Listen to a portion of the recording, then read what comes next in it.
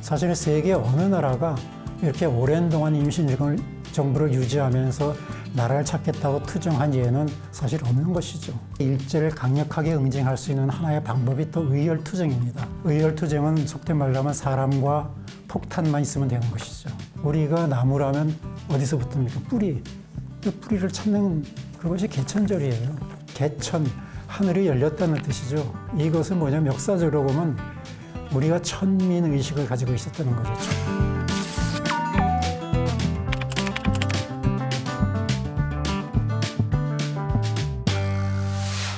네, 안녕하십니까. 저는 대한민국 임시정부사를 쓴 대한독립운동사 편찬위원회 위원장으로 있는 김병기입니다. 여러분 반갑습니다. 여러 가지 뉴라이트라든지 이런 이야기들, 그 다음에 역사 전쟁이라고까지 이제 다시 얘기가 되고 있는데, 사실 이런 모든 것은 우리 역사의 부재다 이렇게 얘기할 수 있습니다. 2008년에 광고 60주년 기념이면서 그때 이제 이 사람들이 그 건국절 행사를 하려고 했다가 이제 무산된 적이 있습니다. 그 이후에 이제 기회 있을 때마다 이제 이 건국절 논란이 생겼는데, 이 건국절 논란을 일으킨 그 주범들이 이제 뉴라이트들이죠. 뉴라이트라는 것은 이제 식민지 근대화론을 주장하는 그런 사람들을 중심으로 해서 이제 뉴라이트라고 하는데, 이 사람들의 생각은 임시정부를 인정하지 않겠다는 그런 내용입니다. 그걸 기점으로 해가지고 건국절을 하게 되면은 건국을 한 장본인들이 누굽니까? 아까 얘기한 대로 일제에 친일을 했던 사람 또는 그 후예들이 건국절에 상당히 관여를 했던 것이죠. 그러니까 그 사람들이 건국절의 주인공이 되는 것입니다. 그렇게 되면 독립운동가들은 훼손이 되고 오히려 또 그 사람들이 계속해서 지금까지도 자기의 과거의 잘못된 죄가를 캄프라치하고 새로운 대한민국의 주인공으로서 우뚝 서기 위한 그런 것으로 계속해서 흘러왔던 것이죠. 그래서 해방 후에 사실은 우리나라가 뭘 해야 되냐면 두 가지 했어야 됩니다.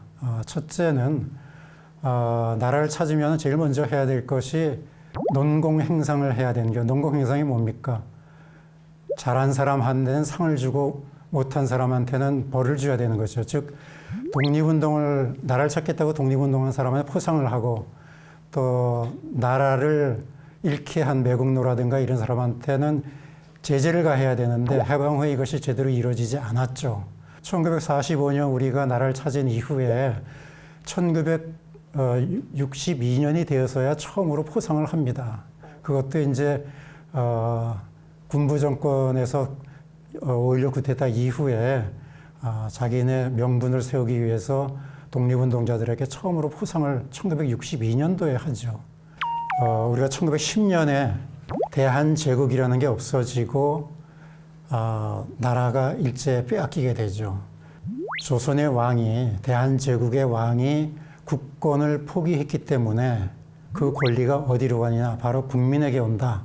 이렇게 이제 이야기가 된 것이죠. 제국에서 민국으로 가는 그 길을 이 사람들이 대동단결 선언에서 이제 선언을 하게 되는 것이죠. 3.1 만세 운동을 기점으로 해가지고 사실은 각 지역에서 임시정부라는 것이 생겨나기 시작합니다.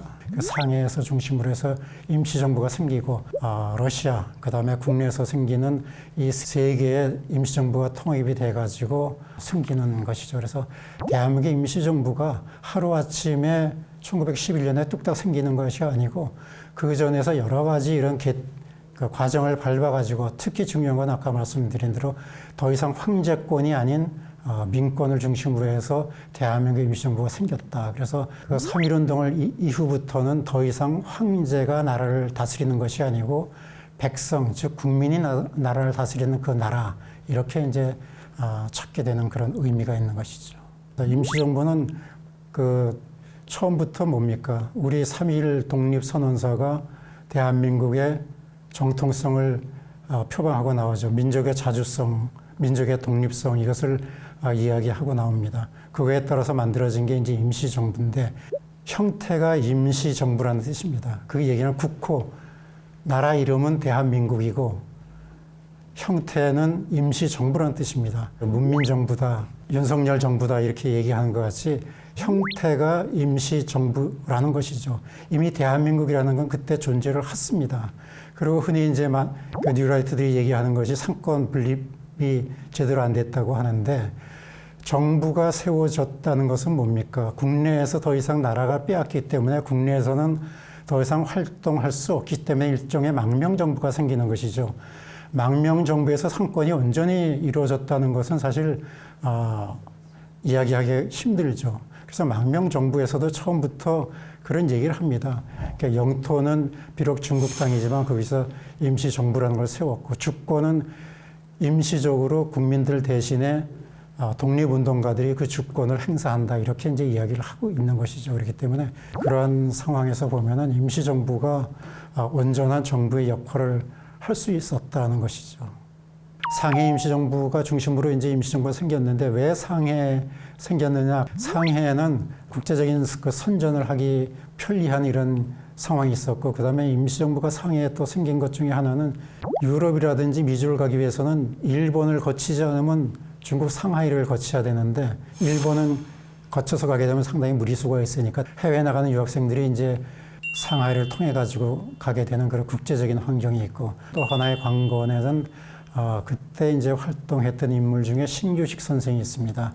그 신규식 선생은 1911년에 중국으로 망명하셔가지고 중국의 그 혁명 세력이었던 손문, 그 다음에 그 혁명 세력이었던 왕흥이라든가 그 다음에 송자오론 같은 이런 그 중국의 혁명가들하고 같이 활동을 하게 된 것이죠. 그래서 그분을 토대로 해가지고 상해에서 많은 독립운동가들이 상해를 중심으로 모이게 되는 것이죠. 그래서 또 하나 적은 것은 상해에 뭐가 있었냐면 각국의 조개들이 있었어요. 그 조개 중에 우리가 임시정부가 들어갔던 것이 이제 프랑스 조개죠.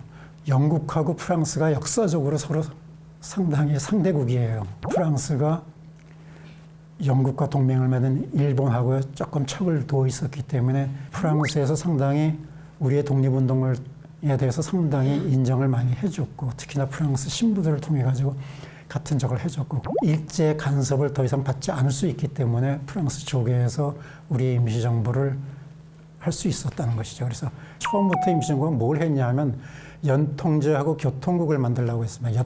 연통제는 뭐냐면 일종의 내무부와 같은 성격입니다. 그래서 비록 상하이에 임시정부가 생겼지만은 우리가 평안도라든지 군 단위의 조직을 만들려고 했습니다. 그래서 국내에서도 임시정부의 조직이, 행정조직이 뿌리 내릴 수 있도록 그래 연통제를 조직했고요. 또 하나는 임시정부의 모든 연락 체계들이 전부 다 이제 국내까지 도달할 수 있도록 하기 위한 교통국이라는 것이 설립이 되고, 그 다음에 교통국을 통해 가지고 가장 중요한 게 또 군자금을 수령해 가지고 임시정부로 받을 수 있는 이런 체계를 만듭니다.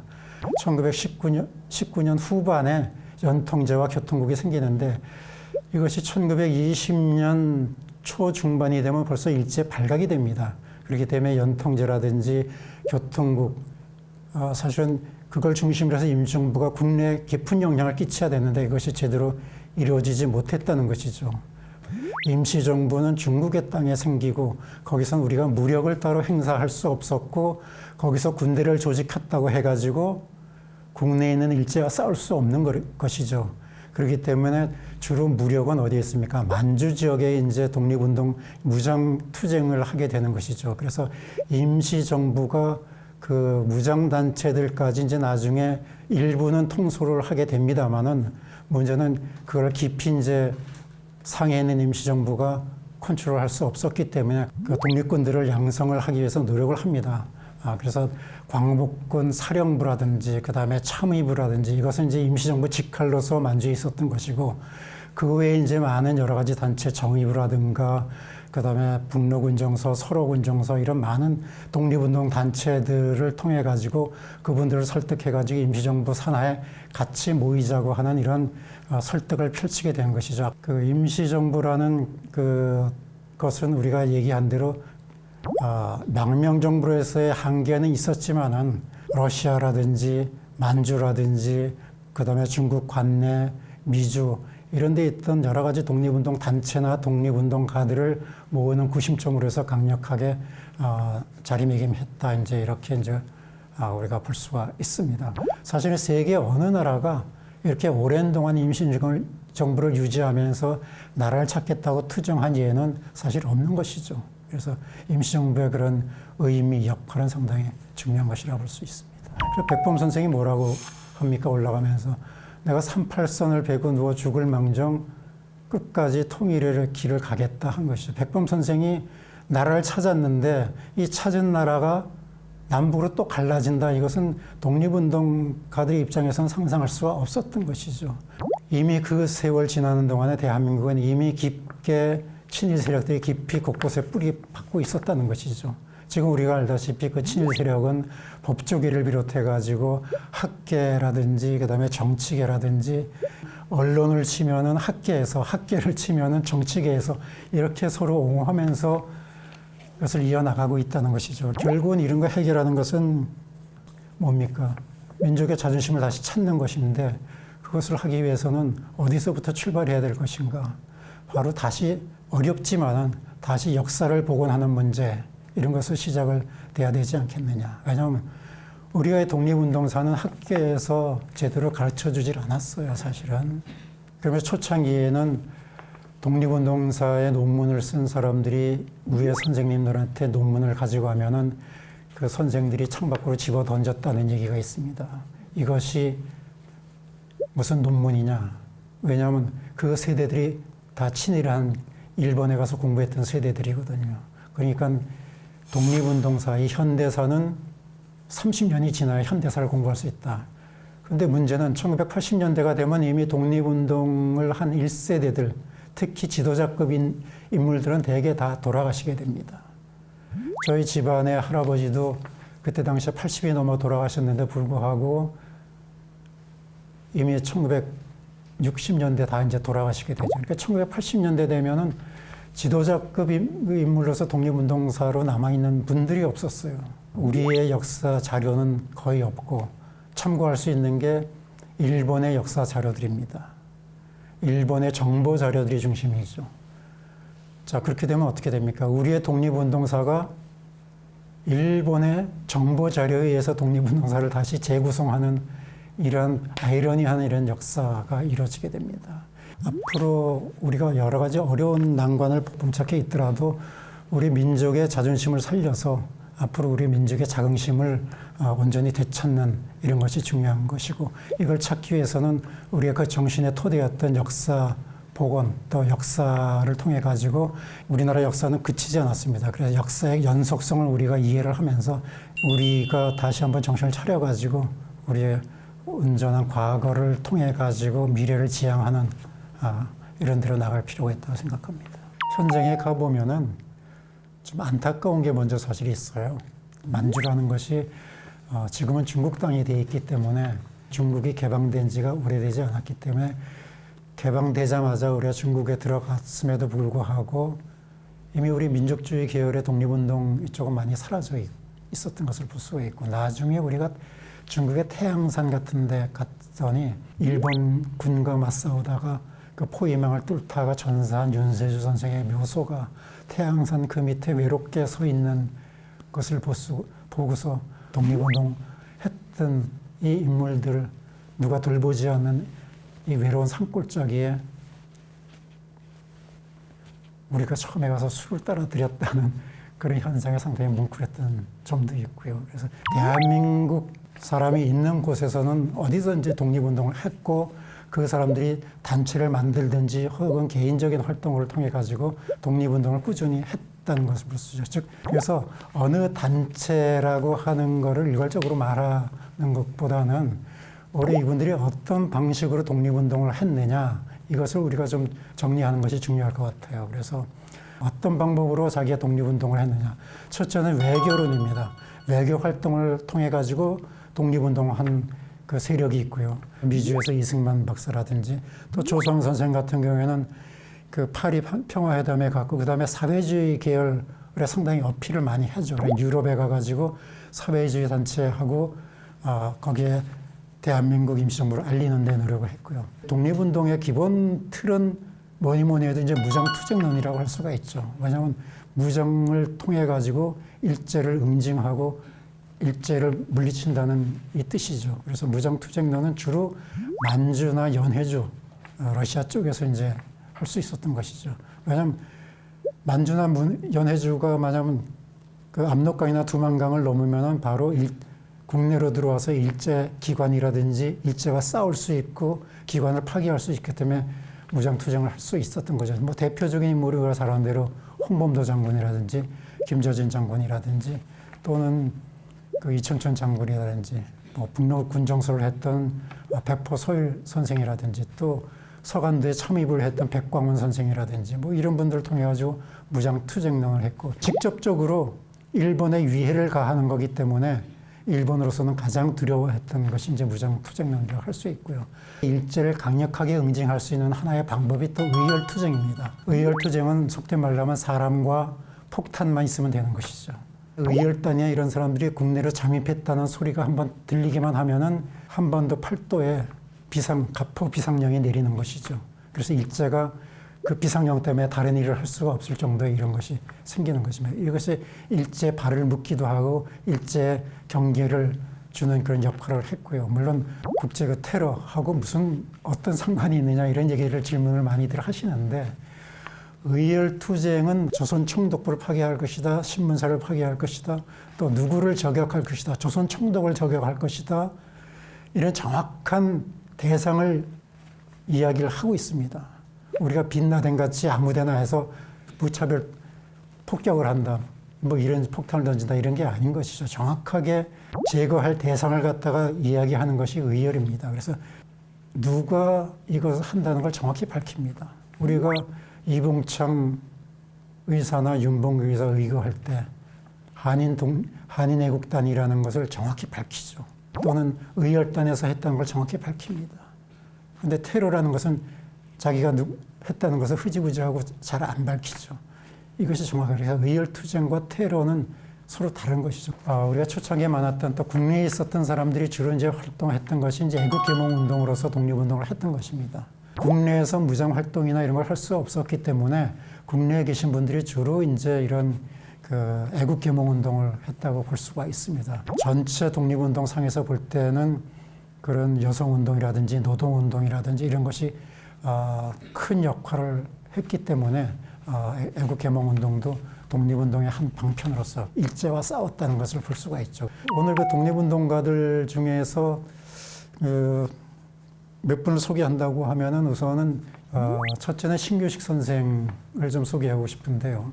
대한제국의 무건학교도 나왔지만 그 시절에 한어학교, 즉 중국어 학교를 나와가지고 중국어가 상당히 유창했습니다. 그렇기 때문에 그분은 중국 쪽으로 바로 이제 들어간 거죠. 중국의 혁명 세력, 손문의 그 혁명 세력 동맹회하고 같이 활동을 하고 그 중국의 혁명 세력하고 들어갈 때 거기서 무엇을 했냐 하면은 상당히 큰 거금을 갖다가 기탁을 하게 됩니다. 그래서 혁명 세력이라는 게 항상 돈이 부족하고 재정이 부족한데 그 큰 역할을 하죠. 그 신규기 선생이 상해를 중심으로 해서 세력을 만듭니다. 그래서 거기서 박은식 선생이라든가 신채호 선생이라든가 여운형이라든가 뭐 이런 분들이 저기 이제 다 모이게 되는 것이 어떻게 보면은 임시정부가 상하이에 생기고 하는 거에 큰 역할은 신규기 선생부터 이제 했다 이렇게 볼 수가 있는 것이죠. 그 다음에 그 중에서 또 이제 할 수 있는 소개시켜드릴 분이 이동영 선생입니다. 그래서 우리가 임시정부 하게 되면 대표적인 인물로 이제 백봉 김구 선생을 얘기하는데 백봉 김구 선생의 멘토였던 분이 바로 이동영 선생입니다. 그래서 이동영 선생은 처음에 임시정부가 수립될 때부터 1940년 돌아가실 때까지 끝까지 임시정부를 지켰던 분이고 임시정부의 가장 큰 원로였습니다. 그래서 연세도 높게 돌아가시면 끝까지 임시정부를 지켜서 임시정부 주석도 여러 번 하시고 그다음에 임시정부 임시의정원 의정도 여러 번 하십니다. 우리가 잘 아는 대로 1932년에 윤봉규 의사 의거가 나면서 더 이상 상해에 있지 못하고 이제 임시정부가 여러 군데로 옮겨가게 된 한 7년 동안 1940년에 우리가 중경에 정착할 때까지 이걸 전부 수습해서 이제 움직일 수 있었던 게 이동영 선생이 이제 중심 역할을 할 수 있었다 이렇게 볼 수가 있죠. 그다음에 만주로 이제 옮겨가서는 우리가 할 수 있는 분 중에 하나가 김동삼 선생 우리가 좀 기억할 필요가 있습니다. 김동삼 선생은 이분도 이제 보통 잘 알려지지 않았는데 김동삼 선생이 안동의 안동유리입니다. 의성 김씨 되시는 분인데 이분의 일화는 이분은 1910년 11년에 만주를 망명해서 이제 신흥무관 학교를 만들고 신흥무관 학교 학생들을 끌고서 만주 골짜기에 가서 백서농장 일종의 군영을 만들어서 농장장으로 그래서 거기서 활동을 하고 그 다음에 나중에 통일부에서 활동하고 정의부에서 활동하고 전 세계 독립운동가들이 상해 모여서 국민대표회의를 할 때 거기에 의장이 될 만큼의 그 인물이었던 분이 이제 김동삼 선생이죠. 근데 김동삼 선생이 만주의 가족들을 다 데리고 가서 무장투쟁을 중심으로 활동하셨는데 독립운동하면서 가족이 옆에 있는데 10년 동안 가족을 보러 3번밖에 가지 않았다는 것은 가보고 싶지 않아서 간 게 아니고 그만큼 독립운동에 올인을 했다고 이제 우리가 볼 수가 있는 거죠. 나중에 김동삼 선생은 서대문 형무소에서 돌아가시면서 나는 더 이상 아무 적이 없으니까 강물에다 뿌려라. 내 유골을 강물에 뿌려라 해가지고 한강에 뿌려가지고 나는 자유롭게 우리의 독립운동 하는 것을 보겠다 해가지고 강물에 뿌리게 됩니다. 만주 독립운동 하게 되면 김동삼 선생을 이제 떠올릴 수가 있는 것이죠. 그 다음에 연해주 쪽은 우리가 잘 아는 대로 뭐 최재형 선생은 최근에는 조금 조명이 됐습니다. 최재형 선생은 일찍이 이제 그 러시아에 들어가 가지고 뭐 거의 뭐 고아나 진비 없이 이제 활동을 하면서 있다가 거기서 이제 많은 돈을 벌었습니다. 그래서 많은 돈을 벌어가지고 이 돈을 번 거 가지고서 많은 초창기에 독립운동 초창기에 그 뒷바라지를 다 했던 사람이고 우리가 잘 아는 대로 그 안중근 의사가 이토 히로부미를 저격할 때도 뒤에서 큰 재정적인 뒷받침을 해주고 도움을 줬던 그런 인물입니다. 독립운동 하면 우리가 흔히 얘기하는 백범, 김구, 김좌진 장군 뭐 몇 사람만 항상 얘기하는 것인데 사실 수많은 독립운동가가 있습니다. 그래서 앞으로 독립운동사에서도 이 수많은 사람들의 그런 역할들을 다시 좀 조명을 할 필요가 있다는 것이죠. 백범, 김구 선생 잘 알죠. 그 백범, 김구 선생의 어머니였던 강나건 여사를 위해서 생신 준비를 하고 십시일반을 돈을 모아가지고 잔치를 한 번은 베풀었어요. 내가 그 돈을 주면은 내가 내 좋아하는 것을 맛있는 걸 내가 사 먹겠다. 그러니까 그 돈을 모아서 나를 다오 이렇게 얘기했어요. 그랬더니 그것도 괜찮겠다 생각해가지고 그 돈들을 모아가지고 강나건 여사한테 드렸더니 어느 날 여러 동지가 모여 있는 데서 하나를 풀더니 거기서 나온 게 권총 몇 자루였습니다. 그 강나건 여사가 나를 위해서 늙은이를 위해서 이렇게 할 것이 아니고 이 총을 가지고서 외적을 한 놈이라도 더 죽여라. 이것이 내가 원하는 생일잔치다. 백범 선생이 우리가 유명하지만 백범의 뒤에는 또 이런 백범보다 어떻게 보면 더 뛰어난 어머니가 있었기 때문에 백범이 또 있었던 거죠. 또 백범 그 집안에서 또 전해오는 그 얘기가 있습니다.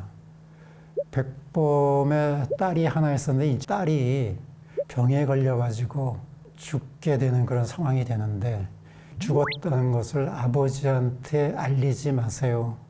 감옥에 있는 아버지가 알면은 얼마나 가슴 아파 하시겠어요. 이것이 6살 난 백범의 딸이 죽기 전에 남긴 이야기랍니다. 어떤 여학생이 3.1 만세운동을 하다가 붙잡혀 갔다고 그래요. 가서 취조를 하는데 옛날에 우리 어머니가 집안에 바늘 하나 잃어버렸는데도 그 바늘 하나를 찾기 위해서 온 집안을 뒤졌는데 이제 나라를 잃어버렸는데 이 나라를 찾겠다고 나서지 않겠습니까? 사실 이런 것들이 나라를 찾는 원동력이 됐고 독립운동의 원동력이 됐던 것이죠. 저희 집안에도 그런 얘기가 좀 있어요. 저희 이제 할아버지가 저희가 이제 3대가 독립운동을 했는데 우리도 독립운동 다 따라다니고 했는데 우리도 다 포상 올릴까요? 했더니 이 희산 할아버지가 노하면서 이놈아 무슨 독립운동이 벼슬이냐? 집안에서 한 사람만 받으면 됐지. 이런 통에 저희는 포상 신청 자체를 못했어요. 초창기에. 마지막으로 하나를 또 소개해드리면 제가 어렸을 때 겪었던 그 얘기입니다. 희산 할아버지가 이제 서울에 살아 계실 때 그 지방에서 의병 활동했던 남규 선생이 거의 무전여행을 하다시피 충주에서부터 서울로 올라오셨는데 보니까 그냥 동족을 잇바람으로 올라오셨는데 와서 보니까 그 흰 바지 저고리가 거의 회색이 될 정도로 아주 그냥 때에 찌들어 있었죠. 그래서 오시자마자 할아버지가 그 아내 얘기해가지고 며느리한테 야, 그 새 옷 좀 내어놔라. 그렇게 해가지고 그걸 드렸더니 그걸 입지 않으시는 거죠. 그러다가 며칠 후에 정 안 되니까 저희 희산 할아버지가 더 일찍 일어나셔가지고 그분이 벗어놓은 그 회색 저고리를 먼저 입고서 앉아 계시니까 그때서야 이분이 하하 선생님 하면서 할 수 없이 그 새 옷을 입으시더라는 거죠. 이게 뭐냐면 독립운동가들의 그 자존심이랄까 그 자긍심이라는 게 참 대단한 것이죠. 자기가 어떤 어려움에 처하고 해서도 자기의 그 정신, 올곧은 정신은 살아있다는 것을 대표적으로 보여주는 그거라고 볼 수 있습니다. 이런 우리 독립운동가들이 어려운 지경에 있었지만은 항상 자긍심을 가지고 살아왔다는 것을 통해 가지고 우리가 독립운동가들의 그런 정신을 본받아야 된다 이렇게 생각을 합니다. 사실 우리 민족은 독자적인 천하관을 가지고 있었어요. 여기서부터 사실 출발합니다. 연호라는 것이 독자적인 천하관을 가져야 연호를 쓸 수 있습니다. 고구려 발해 독자적인 연호를 가지고 있었어요. 이것은 뭐냐면 우리의 천하관을 가지고 있었다는 것이죠. 거기서부터 우리 민족의 정체성에서부터 출발하는 게 이제 우리는 당군에서부터 시작이 되었다. 그 다음에 당군 개천절이라든가 이런 걸 왜 만듭니까? 개천이 뭡니까? 하늘을 열었다는 뜻은 나라를 열었는데 건국인데 이것은 뭐냐면 역사적으로 보면 우리가 천민의식을 가지고 있었다는 거죠. 천민의식이 뭡니까? 하늘의 백성이라는 뜻이에요. 그걸 기반으로 해서 개천이라는 의미가 생겨난 것이고 우리가 동국통감에 나타난 그 역산을 하게 되면 지금으로부터 기원전 2333년이라는 연대로 떨어지는 것이죠. 그래서 기원전 2333년에 단군이 처음으로 나라를 세웠다 이렇게 이제 돼서 대체로 1904, 5년 이때부터 단기 헌호를 썼는데 여기가 되게 어디서부터 썼냐면 각 언론기관에서 쓰게 됩니다. 그때 당시에 있었던 신문사, 제국신문이라든지 대한매일신보라든지 여기에서 신문지상에 표기를 할 때 단기라는 병령해가지고 이제 그러니까 임시정부에서는 두 가지 연호를 병기합니다. 하나는 임시정부 연호를 씁니다. 1919년에 대한민국 1년 이렇게 되는 거죠.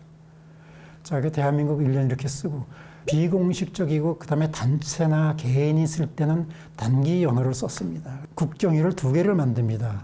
임시정부의 태동이었던 3.1 독립운동을 일으켰던 3.1절 그다음에 또 하나가 건국기원절을 만듭니다. 그래서 이걸 언제로 하냐 하면 10월 3일로 합니다.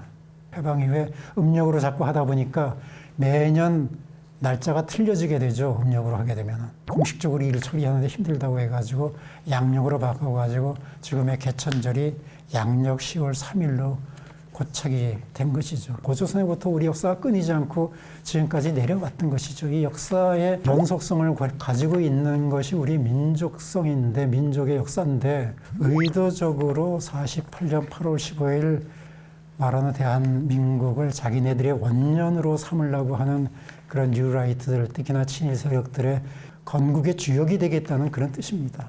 상당히 발칙한 발상이고 잘못된 발상인 것이죠.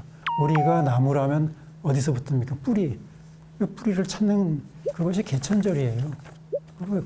그것이 이제 우리 민족의 시원을 얘기한 건데 자꾸 일제 식민사학자들이 만들었던 신화, 단군 신화로 자꾸 얘기하잖아요.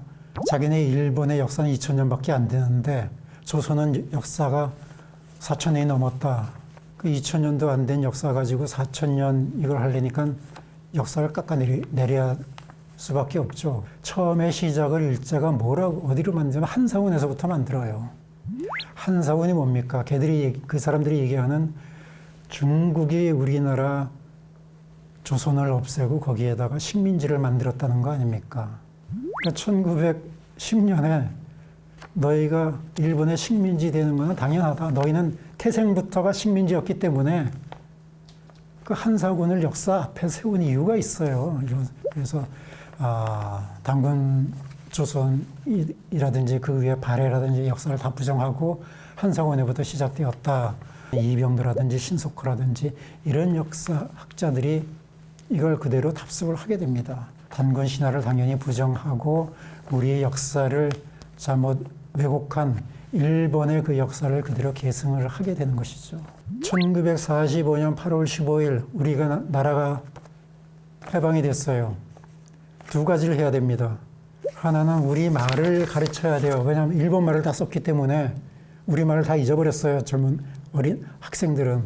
또 하나는 우리 역사를 가르쳐야 돼요. 학생들한테 가르치면 먼저 교사들한테 교육을 시켜야 될 거 아니에요.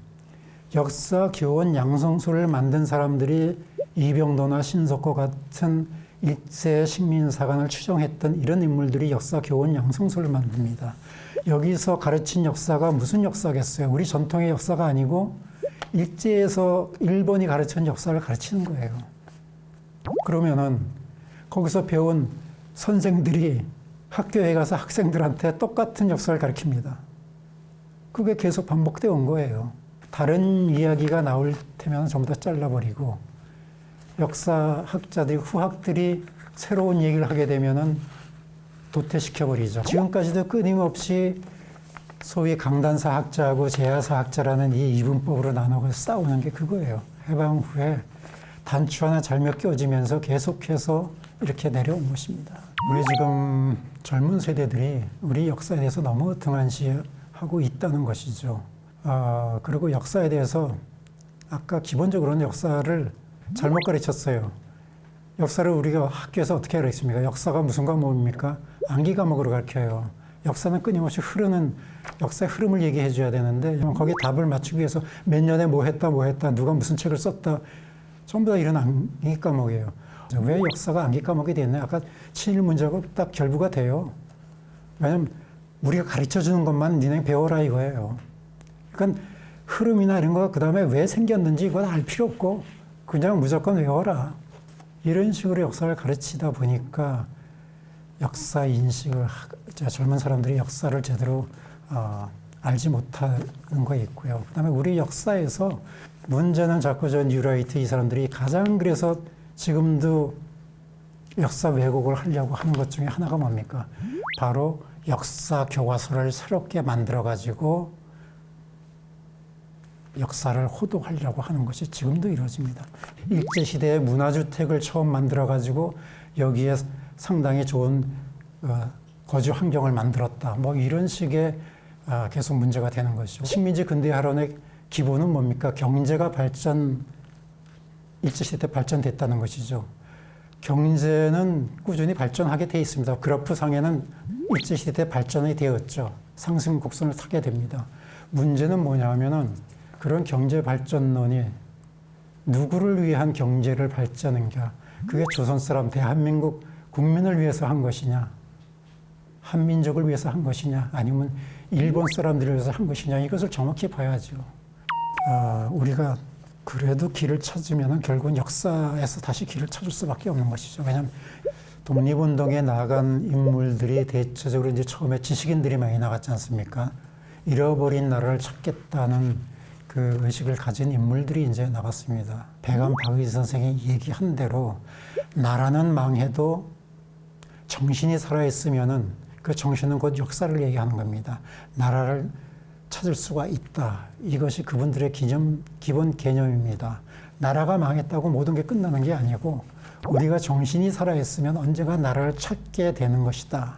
그래서 이분들이 이러한 끊임없는 이런 화두를 가지고서 독립운동에 임했던 것이죠. 나라를 찾는 방편 중에서 하나가 중요했던 게 역사를 얘기했습니다. 단재 선생이나 단재 신치호 선생이나 백안방해 선생 같은 경우라든지 많은 역사 학자들 또는 독립운동가들이 역사를 존중해 역사 상당히 이제 강조를 하게 되는 것이죠. 중요한 것은 같은 역사를 놓고서 역사를 누구의 눈으로 보느냐 이것이 중요합니다. 우리가 중국 사람 눈으로의 입장에서 보면 역사가 무슨 사관이 됩니까? 중화사관이 되는 것이죠. 일본 사람의 입장에서 보면은 친일사관이 되는 것이죠. 근데 우리는 옛날에는 조선시대 같은 데 중화사관으로 우리 역사를 봐왔죠. 일제강점기, 대일항쟁기는 우리가 일본 사람들의 눈으로 역사를 봐온 거죠. 그래서 친일 역사관이 된 거죠. 그래서 역사를 어떻게 바라봐야 되느냐 하는 것이 상당히 중요한 얘기입니다. 그래서 우리의 역사는 우리의 눈으로 바라봐야 되는 것이죠. 그래서 여기에서 독립운동가들의 정신도 우리가 찾을 수 있고 우리의 눈으로 우리의 역사를 바라보는 것 이것이 독립운동가의 정신을 계승하고 독립운동가 역사를 이어간다 이렇게 이제 볼 수가 있는 것이죠.